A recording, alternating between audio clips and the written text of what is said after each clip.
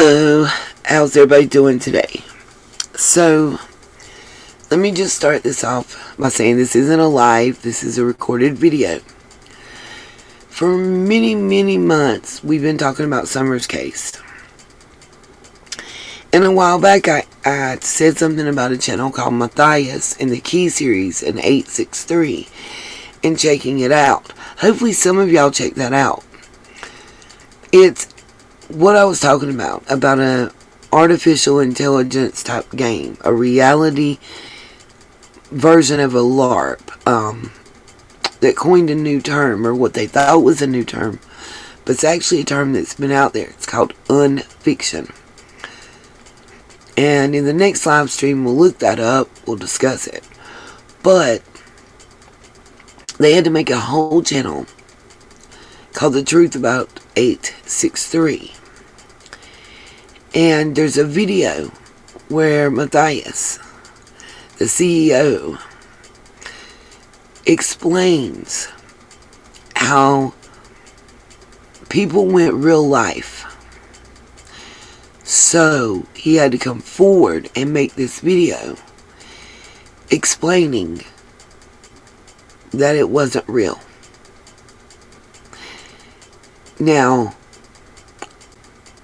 each of the videos in this series that's still going, that's supposed to last for 4 years, have like 4 million views.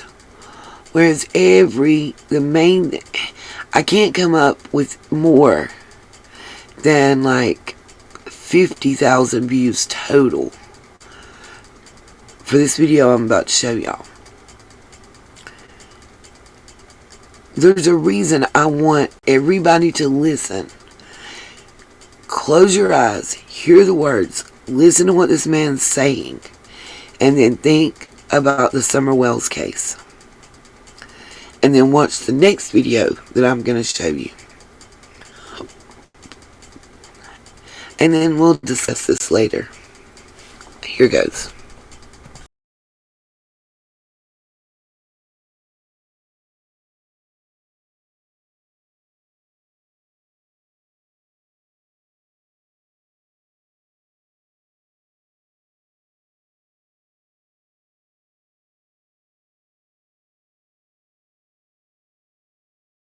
Wasn't ever the plan. Please, again, this is to you guys as well. Ask questions down in the comments below after you read this whole thing, and I'll do my best to answer them. Non-story based questions more about why this is all happening now.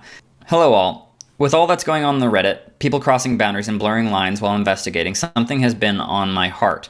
Though it's a bit complicated, so bear with me. For a while, a lot of this story's fun was people's theories, investigations, discoveries inside the videos that spurred more of the same. It was a blast to be a part of the community, and I felt like we were all on the same page. Part of the fun was speculating whether everything was written, reality, and what it all meant. Then I noticed a tiny minority of people crossing those boundaries and feeling really worried for the team. So we started doing last time, this time, next time. We started calling it a series. I also put a disclaimer to quell those issues. And at that time, I don't even think I really saw people crossing boundaries. It was more of within the last 2 weeks that I saw that. The following content may not be suitable for all audiences. This was the disclaimer that I put. Viewer discretion is advised. That didn't sit right with me after one video, so I changed content to story to better communicate the story that we're creating. At this time, I still didn't really believe that people didn't assume it was fiction. I thought the fact that we were an entertainment studio, that we edited, added custom music, posted fan art, laughed and joked, clearly staged thumbnails that weren't screenshots of the actual content within the video, made other content that was untouched by this fictional world, made comedy and thriller trailers, and the fact that I've made tons of fiction online on this channel even, I thought that was evident enough that this was fiction. I was wrong about that because my words inside the story didn't match what you saw going into the story. It's important to note though that anytime you see an edit on anything, you're watching an illusion. It doesn't matter who it is, your favorite creator is creating an illusion. And that doesn't mean you can't trust.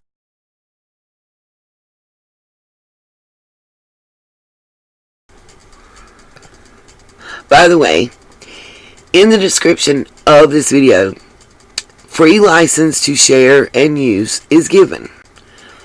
Now, what he says just now, I'm going to rewind a little bit. I want y'all to pay close attention. Again, close your eyes. Think about the Summer Wells case. Think about your favorite creators. I notoriously have problems being able to edit. I'm going to say that off gate. And when I have been able to do any edits, editing is difficult. But listen to what he says and apply it to what you know from this case. That's all I'm saying.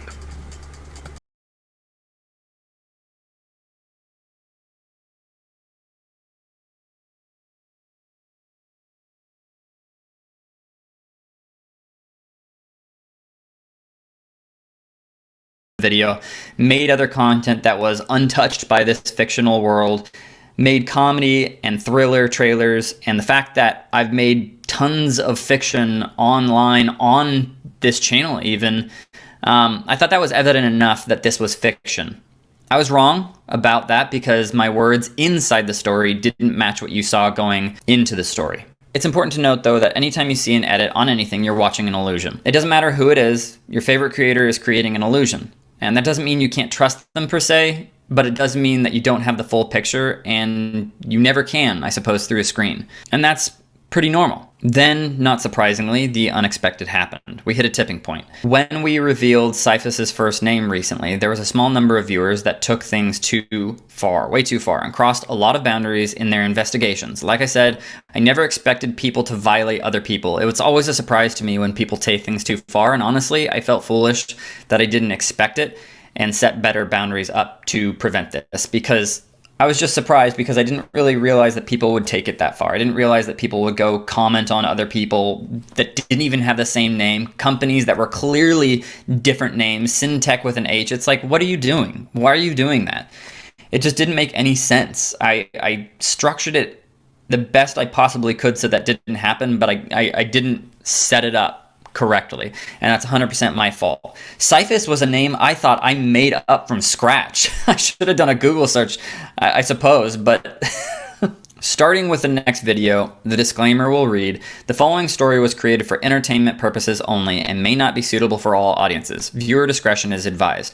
This story and its characters are fictitious. Certain long-standing institutions, agencies, and public offices are mentioned, but the characters involved are wholly imaginary. Do not contact, engage with, or approach anyone or any company not directly linked in the description or confirmed to be a part of the story. So what that means, unless in the story, we, people in the story, in those videos on the Matthias channel, unless we reference something, it should not be dragged into the story from overzealous viewers. I'm sure this leaves you with more questions than answers, so how did it get this far? Because it didn't start out fake. It started out as an escape room type video, a story to bring hi-fi staff into imagination and fun. For the first couple of years, it was literally only me that knew it was just a fun story. I was a game master, if you will. All the reactions from the staff up to the stalker stuff were real, genuine reactions. A lot of investigations were genuine on camera, guided by me. I hope you can see how fake isn't an accurate word for what was happening, or even still an accurate word for what happened. Scripted really isn't either, possibly staged. But a lot of what happened wasn't staged. When we acquired that new unit, a lab did previously occupy that space, and they did even offer up some of their lab equipment. For instance, that one bench 100% belonged to the previous lab. Even the emotions we go through on camera are 100% real. That's something surprising that I learned going through this whole experience, that stuff you can't fake. You have to kind of go through it. Although, admittedly, we benefit from psychological distancing after the camera stopped rolling, a benefit I discovered the viewers do not have. I will address this later in the post. I honestly didn't know how to precisely address this issue while being accurate and not breaking the magic of the story that people desired, which I see now is a poor excuse.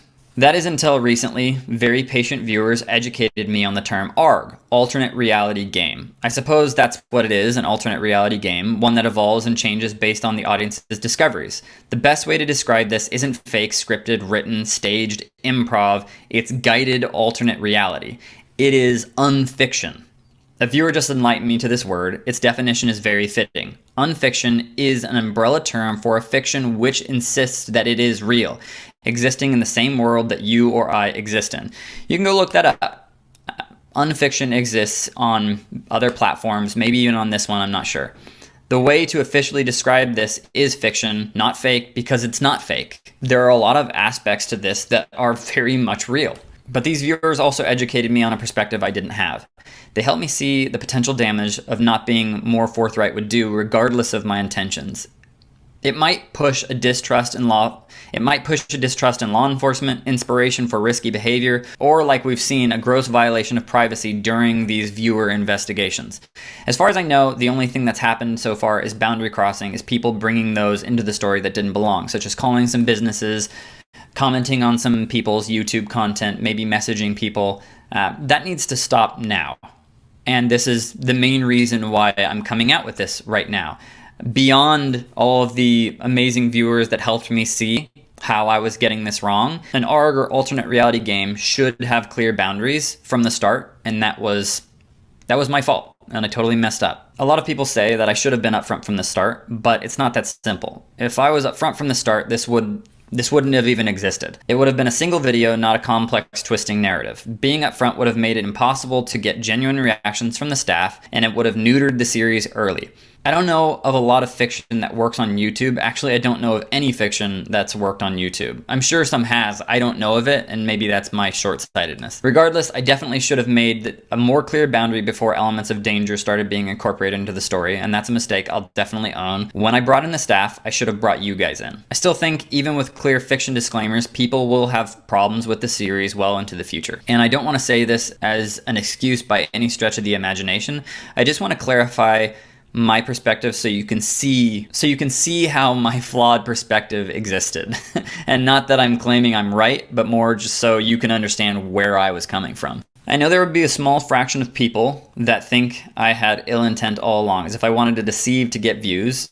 All I have is my word and my actions, and I suppose you can draw that story from them, but I ask you to look closer. I've been on this platform for years, and I have done projects and channels that got far more views with a lot less work. Look closer at the vision statement we developed in July of last year. If I can honestly show you that right now on highfivestudios.com, this has been here since July. We tell stories that matter.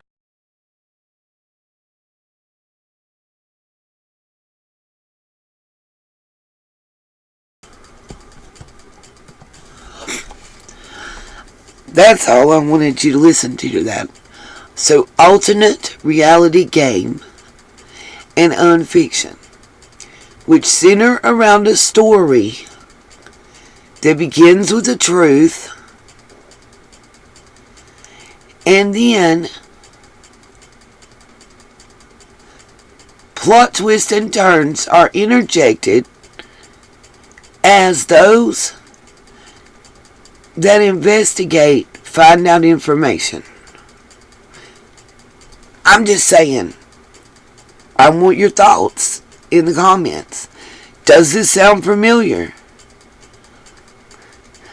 Does the puppet master or plot master, game master sound familiar? Even down to coming out with the, yes, at times I might have seemed like the bad guy, but in reality I wasn't. Storyline. I want y'all to hear it. I want to know what y'all feel, think, and see. Now, here's another video. Short, sweet, to the point. Everything will be muted because they play music in the background. But here goes.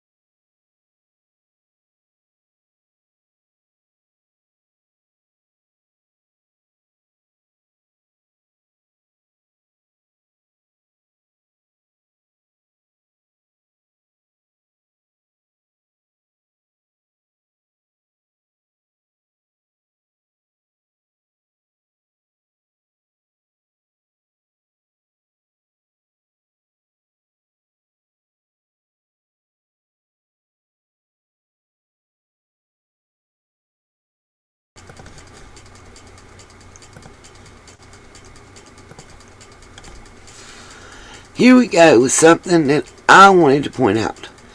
Before Summer went missing on June 15th, allegedly CPS was there again on June the 14th, and she would not let them in the house. Now again, this is supposedly per Allie, but this story has been floating since early on. I believe they gave her notice that because they weren't able to get in, and they hadn't been able to, understand that, and maybe they had found her previous record with her previous children. They told her they'd be back on the 16th with a warrant. Generally, they come back the same day with a warrant.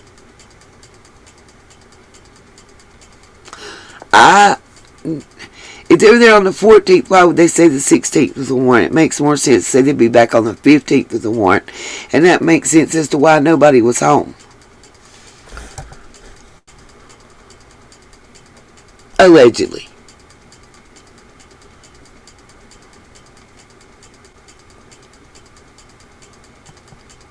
Then what a coincidence.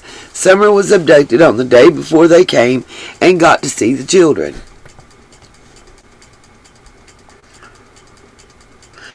What a coincidence that I've been saying this. I'm not going to read exactly what this person says, but I do believe that whatever occurred and happened to Summer, as I've been saying, occurred before the 15th. The 15th was all about establishing alibis. They didn't want CPS to know they no longer had Summer, and that she had been gone for a while. They would have been immediately arrested if CPS found out. This is a theory. A theory. So the pics and videos with quote-unquote fake Summer, allegedly, were made to put a timestamp on some pictures. One on the very day of June the 15th, the swimming hole pic and video.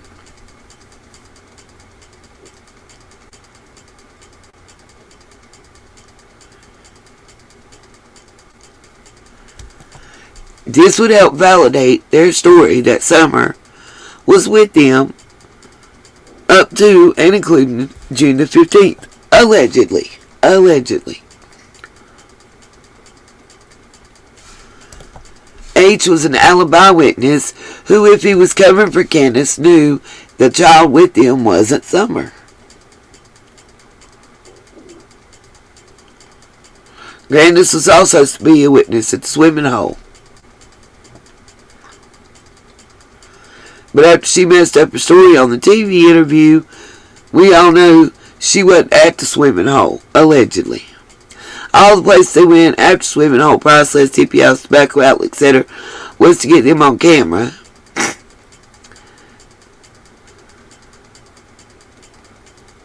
To make their story look like it was true.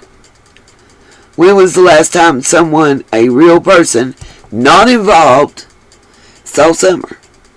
This creator also thinks that when Dudley saw Dawn looking like he'd gotten devastated news on that Monday on the 14th, that's when he found out from Candace that CPS would be coming with the police and the jig was up.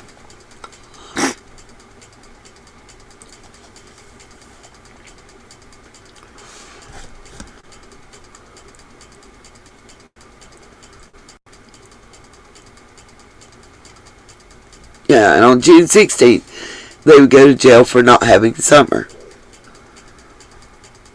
Of course, this gives us no answer about what happened to Summer and where she is, unfortunately. But I do think this theory is possible and explains a lot about June the 15th.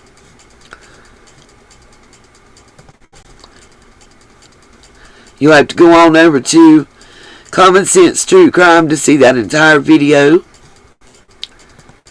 I only showed part of it for a reason.